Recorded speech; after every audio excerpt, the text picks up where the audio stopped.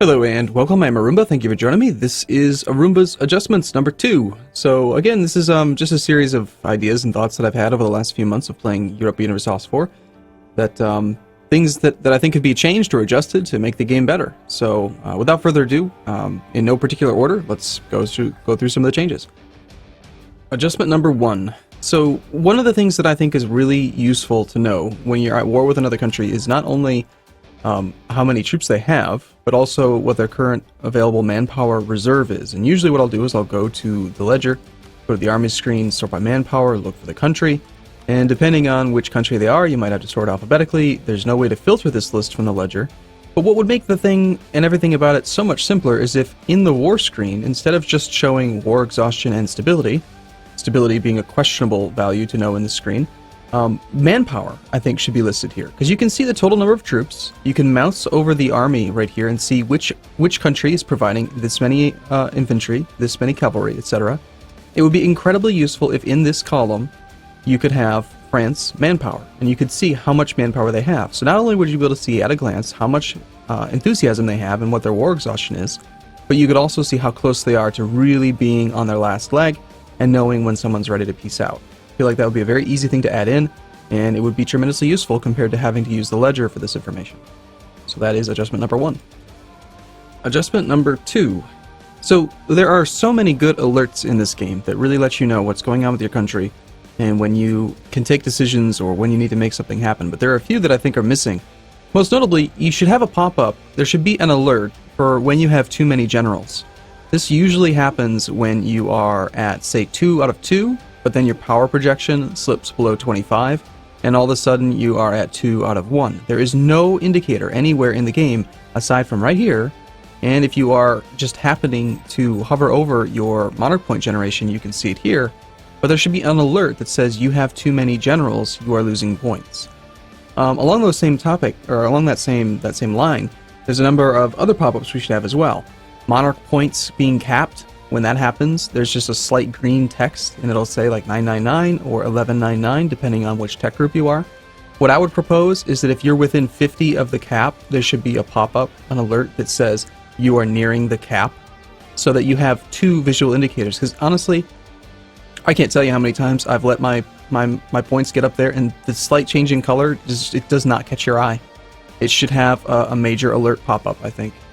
Another one would be if your papal influence is capped. If you're playing as Catholic and you're sitting at 100, all you'll see is a little 100 down here. You never, aside from looking down there, you'll never know. There's no pop-up. There should be a pop-up for papal alert, for papal influence being capped out. Another one that I think would be really useful is having allies that can join your ongoing war. This is an alert that's in Crusader Kings 2, where it'll say, like, you can call allies to war. Normally what happens is, let's say you are France, you declare war on somebody nearby, you'll call in your allies, that's not the right screen, but you'll call in your allies, say you're on the declare war screen, call in allies, and there you go. But sometimes you might want to not call them in, or sometimes maybe you can't call them in because they're already in another war and you can't, for whatever reason they can't join. But then later on, maybe a year or 2 later, maybe they're eligible. Unless you just happen to be checking on their diplomacy screen and you have call to arms, then you won't know. There should be a pop-up that says you have allies available who will join a war in progress. I just feel like that's important information that the AI will always take advantage of, whereas the player has to just kind of luck into knowing that it's possible and checking the dialogues. And then lastly, one more alert would be that there should be a pop-up if there are rebels active in a subject nation. I feel like it's too easy if you have vassals that are distant, like let's say you have continental Europe, and then you've got a colony or something over in the Americas, or maybe you've got a subject nation down in Africa. What'll happen is they'll have problems with rebels, and you won't be able to know unless you just happen to look over in that area of the map. There should be a pop-up that says there are rebels active in your vassal or subject's holdings, and also there should be a pop-up that says, hey, a rebellion has broken out in your vassal's holdings. That's change or adjustment number 2. Adjustment number 3. So this kind of ties in with adjustment number 2 in a similar fashion. I actually almost kind of let the cat out of the bag there. There should be a pop-up message when a revolt breaks out in a subject nation or an ally. And the reason why I'd say an ally is like if you're at war, or I think even if it's just an ally in general, even if you're at peace, you should have a pop-up when a revolt breaks out in an ally's territory. because it's important information. They're your ally. You should know about that. And then also, possibly, there could be an alert that maybe would let you know that like they are at above 70% rebel uprising progress. Again, that would be quite useful as well. Not only knowing when it's broken out, but also that it is getting close to breaking out, so that you can maybe position troops to defensively guard terrain that's poor. Like, let's say your vassal's Morocco, and they've got a bunch of mountains or something, and you want to make sure that you position the troops in the mountains so you can be the defender. That kind of thing would be very useful to know. And then also, and this one is my real, like, please, please, please, Paradox, let us do this. If you position your troops in a subject's territory, you should be able to click the button Autonomous Rebel Suppression, and what it should do is if you click this button while they're in vassal territory or subject territory, it should patrol that vassal's territory. Right now, what will happen is they will just stand there. They will go to your own territory and then back to the province you clicked them in, but they will not protect against any rebels or do any automatic sieging in that vassal. So it's quite frustrating dealing with rebels in vassal or subject holdings. So if it were possible to do that, that would be amazing. I don't think you should make it so that troops that are suppressing rebels in your own territory will wander off into vassal territory, because that could send them halfway across the world. But again, I think that if they are present in that vassal or subject's holdings, and then you click the button, they should basically be like, that is your country. Like, protect this country. That's your job. And that would be an amazing adjustment. Adjustment number 4. So combat width is this statistic that is really complicated. If you don't know how to read the wiki or where to go, it's really convoluted to know exactly what your combat width is going to be. All you see is on the military screen, you can see combat width is improved by 5. Now, I've played the game for a while, so I know the numbers. Base combat width is 15, and when you get to Tech 2, it increases combat width by 5. So now our combat width is 20. And depending on the terrain, you can click on a province and see, by hovering here, combat width minus 50%. So now I can take my base of 20, actually it's base 15 plus 5, multiplied by 50%, and know that the combat width in these mountains will be 10. Here's a crazy idea. How about when you hover over territory on the terrain map mode, you can see the combat width. How about it says terrain mountains combat width 10, based on your current technology? That would be incredibly useful information. Alternatively, on the military screen, combat width should be listed here. It should not be, it should be base combat width. So instead of just seeing on the text screen that we have improved combat width plus 5, it should say combat width 20. And then in the hover tooltip, it should say base 15 plus 5 from technology equals 20. So that players who don't want to look it up on the wiki can actually know what their combat width will be. But I would highly, highly suggest using the simplified terrain map mode to show what the combat width will be based on your present technology levels. It would be so useful. Because again, in this province here, it'd be 15. In this province, it would be 16. Like, having to do that math manually is just kind of silly. We should have the ability to see that in the game. So that was adjustment number 4. Adjustment number 5. So one of my main complaints about support rebels in the current version of the game is twofold. Number one, this information is just broken. When the change happened with unrest, these numbers are just wrong. They never add up to anything sensible, and it just needs to get fixed. I believe that's just a bug. But my adjustment, what I would suggest, is that when you support rebels in another country, I believe you should see at least the same amount of information before you support rebels as you... I believe you should see at least as much information after you started supporting rebels as you can see when you are considering supporting rebels. And if not that, even more. You should know even more information about the rebels once you've begun paying them. So for instance, what I'm talking about is if you hover here, you can see that if we were to support the French peasants, for instance, or let's say take the Toulousian nationalists, we can see that they want to rise up in Périgord, Limousin, and Toulouse, right? We can see the monthly costs, and we can see that if we hover over this, that this is the total cost of the units that they would buy. The total revolt size would be 20, the base land maintenance factor 2%, etc., etc. We can see the fraction of the different types of troops, and then based on the slider value, we can see how much extra reinforcement we're going to give them and that kind of stuff. So that is what that does. The problem is now, after I click the button, this is all I can see. I can see my risk of discovery chance, which is kind of silly in the first place because you can just turn right around and resupport them. There's no drawback to ever being caught supporting rebels. So I'm not suggesting that they should change that because I don't want to be penalized for getting caught. But at the same time, why can you get caught doing that anyway? why does it send them home? It's kind of silly. But my problem, there's no way to know anything else. Like, what progress are they at? Why can't I see, like, okay, they're at 75, sorry, not 75, say 80% progress to rebellion. Or in this tooltip, they are estimated 6 months from preparation and they will rebel in 6 months. Or maybe even tell me the same information you showed me before. Show me the size of the revolt. Show me which provinces it's going to be in. I can't see anything.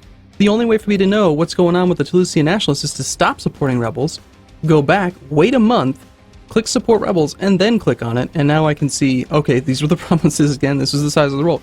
You should know more information while supporting rebels than after you, than before you've started supporting rebels. It just doesn't make sense. So that would be adjustment number 5. Adjustment number 6. I find that with the this template thing and the new buttons that they've added in Art of War, they are so good, so useful. I absolutely love the army template. My only suggestion for this would be that the Build All Mercenaries button should be divided into 3 components. It should be Build All Infantry, Build All Cavalry, Build All Artillery, and then if you still need it, Build All Mercenaries. And the reason for that is that this button I find to be largely useless. There's almost never, especially later on in the game when there's huge numbers of mercenaries available, there's never going to be a situation where I want to build all mercenaries. I'm never going to want to build all the artillery or the cavalry because they are extremely expensive and they usually don't take damage. I'd much rather build all infantry mercenaries. That would be a button that I would actually find useful. But building all mercenaries as a button, I don't like it. It's a Hail Mary button. It's just incredibly expensive. However, having the ability to have all infantry mercenaries hired and have them combined to a single province would be very useful.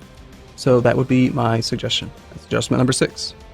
Adjustment number 7. So in the Declare War screen, when they made the change that allows you to see co-belligerent, actually enabled co-belligerent status, there is this little green check mark that says that if I declare war on, for instance, Bohemia, they're going to call in Pomerania. And I've got this box that I can click that I can say, okay, I want to name them as a co-belligerent. They will also be able to call in their own allies. What I would propose is that on this screen, because this is the most logical, most relevant place, this is the information I want to know right now when I click this button is, who will Pomerania be able to call in if I click this button? That's the whole point of a co-belligerent, is that you can take land from them at the same war score cost as normal, and then also they'll call in their allies.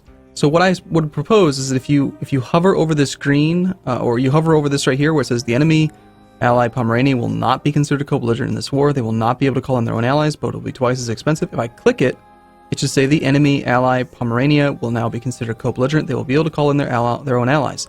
And then either below that or somewhere down here, it should say these allies are, and then list the countries. Because right now, the way that it works is I have to go, okay, Pomerania.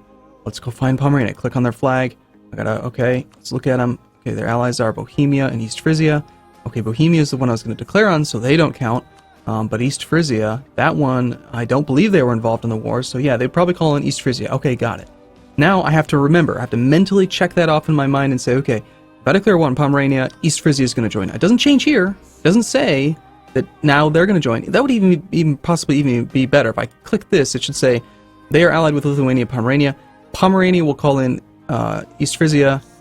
Check Lithuania. Okay, now Lithuania is going to call in Poland, Riga, Bohemia.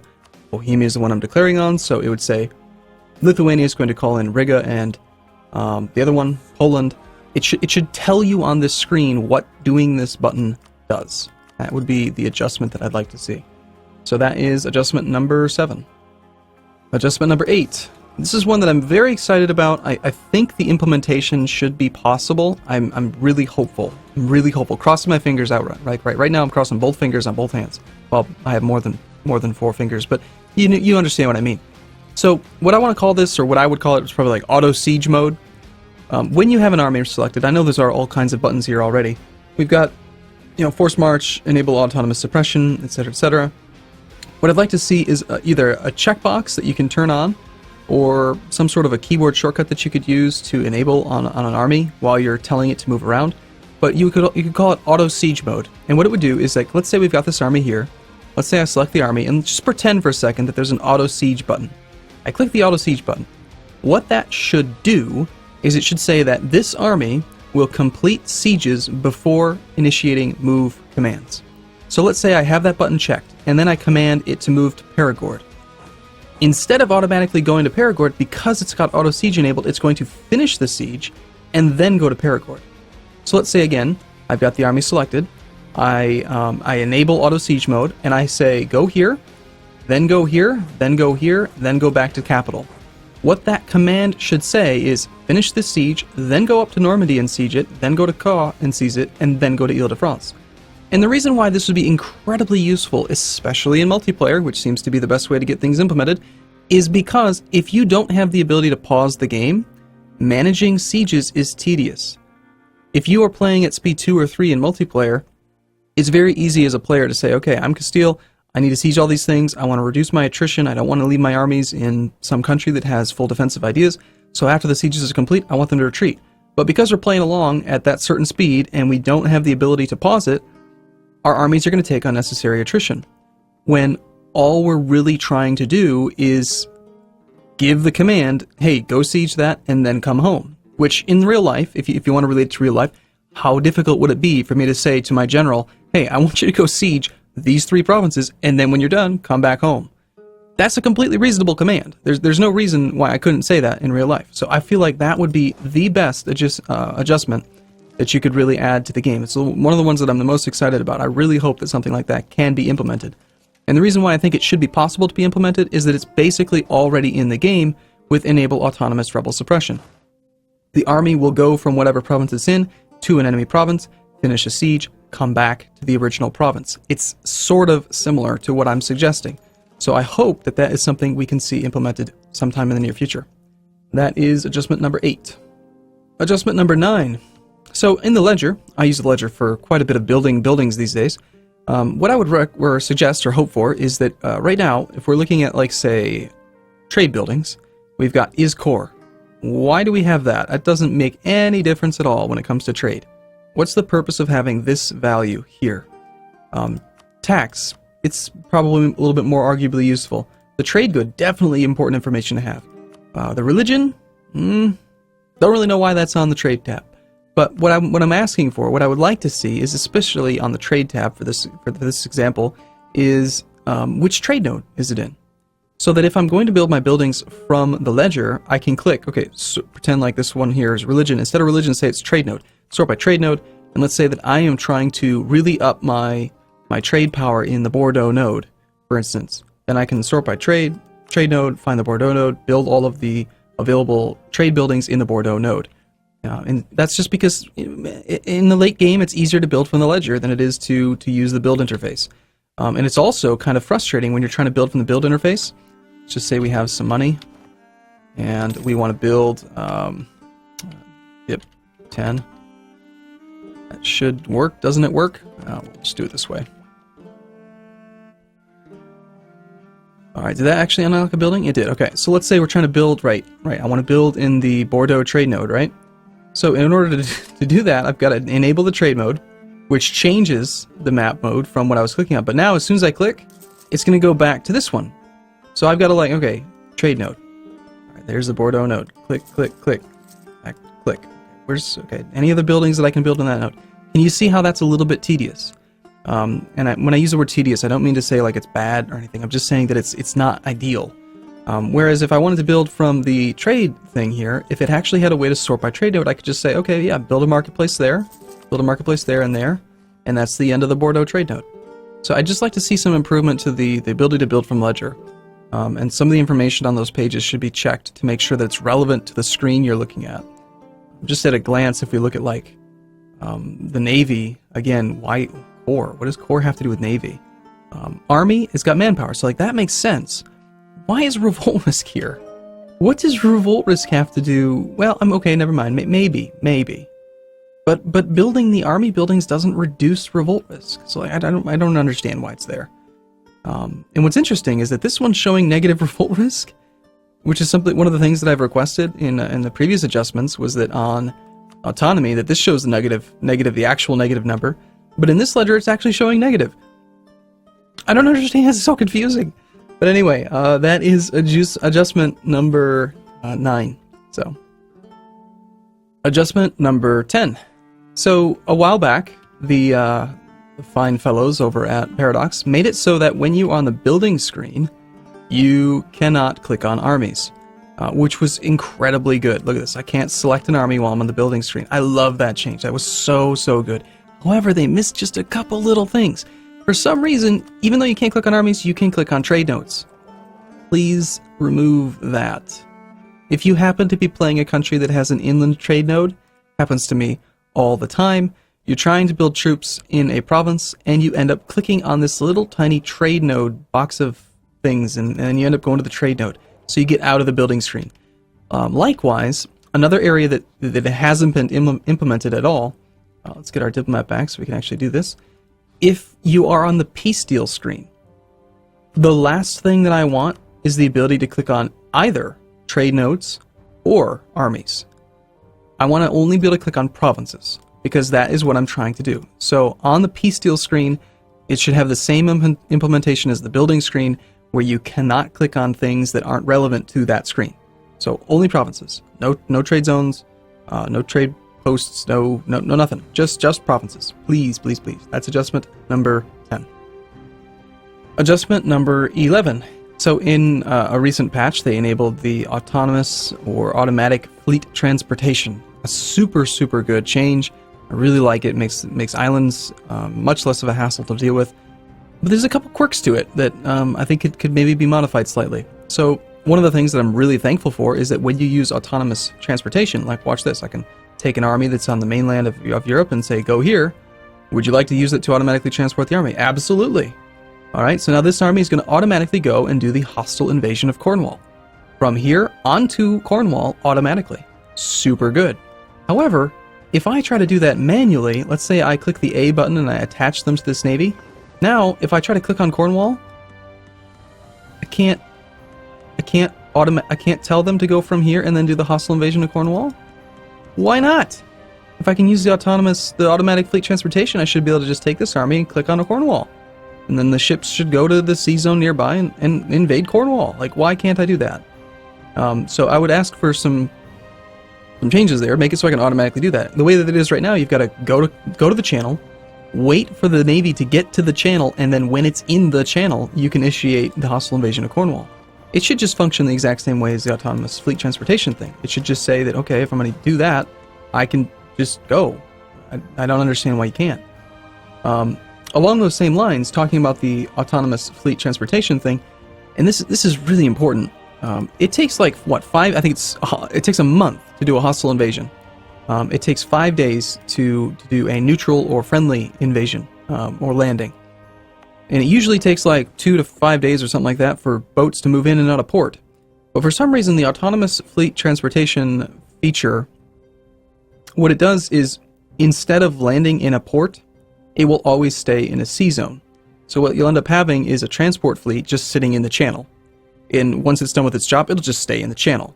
What I would propose is that it should work kind of like it did in Hearts of Iron 3, where if you have a autonomous fleet, what it will do is it will go on its mission, it will take them to the destination, and then it'll either return to the original port that it was in, or at the very least, if you use autonomous transportation and you click on a neutral or friendly province, it should use the port. It shouldn't stay in the sea zone. It should, like, this happens too. Like, okay, we do the hostile invasion of Cornwall, we're done with the war with England, we use autonomous transportation to get them back, and then all of a sudden my navy's just going to sit in the sea zone for all eternity and never get repaired. When what it should do is, upon returning the troops to Poitou, it should stop in the port so that it can get repairs. So again, just to simplify or summarize, hostile invasions, it makes sense to me that they stay in the sea zone because they have to. But if it's neutral or friendly, they should just go to the port. And then please, please, please allow us to do this. Allow us to click. Please, please, please. That would be adjustment number 11. Adjustment number 12. So a lot of the settings that you have in the game are kept between sessions. And what I mean is the screens that you have open on the outliner. This information is stored and saved between all save files. So whenever you load the game up, these same settings will be enabled. Whatever your preferred primary map modes are is saved between sessions. Yet for some reason, game speed is saved. All those things are saved. But for some reason, every single time you load the game up, you have to go in and open all of these things up. It's a minor thing, but it's annoying. I would suggest, or I would ask, please, humbly, that you save the status of these things, or alternatively, just have them be all open by default. Because every single time I load the game up, I've got to open every single one. I have a very large monitor, so I like to have them all open at once. I don't even like having them closed. But the fact that this piece of information is not saved between sessions is just, I don't understand why everything else is saved, but that's not. So that would be a minor adjustment, but I'd like to see it happen, please. Adjustment number 13 and final. So now that fleets automatically merge if they are protecting trade in the same node on the same mission, what I would ask is that if you have a fleet that is on a trade mission, let's say that we've got this English fleet, say protecting trade in the English Channel. As it's tooling around and doing its job, let's say it comes across a French transport fleet or a French lightship fleet. It will engage in combat. It vastly outnumbers this fleet. It's going to win, but a couple of the ships are going to take some damage. What will happen is the entire fleet will go into a port to get repaired, and the entire fleet will sit for months on end waiting before returning to its protect trade mission. However, now that fleets will automatically combine, what I would propose is that when the fleet moves into port, let's say it goes up here and it gets into Cornwall, as soon as it docks in port, because it's on, and this is only when it's on automatic, when it's on protecting a trade node, it should click the A button for detach damaged. I don't even know where that is, just know that A does it. I actually can't click it because there are no ships that are damaged. I don't even see where it is on here, actually. Here it will be, detach damaged. So what you should do is, because it's on the protect trade mission, it should press A automatically, detach the damaged ships. The vast majority of the ships should return to protecting trade. The ones that need to be repaired can wait to be repaired, and then they'll merge up once they're repaired. The problem is that, let's say you have a huge fleet. Let's say we're in mid-game and you've got 250 ships protecting trade here. And this is even more common if you capture a ship. Let's say that you have 250 light ships, they attack 50 light ships from France, and you capture 3. Well, now you've got 3 ships that are nearly destroyed, and your entire fleet is going to repair itself for like 10 months, not protecting trade in your primary node, all because there's like one ship that's not repaired. It should just automatically detach the damaged ships, all the other ships should go back to protecting, and then the 1 or 2 ships that are being repaired can rejoin them later on. So that would be a very, very good change, and that would be the final adjustment. So with that being said, thank you for watching. As always, again, Paradox, these are just some humble suggestions. You don't have to implement them all, or any, but I think that they would help make your game a better game. So thanks again for watching, everyone. I hope you liked the video, and I will see you in the next one. See you soon.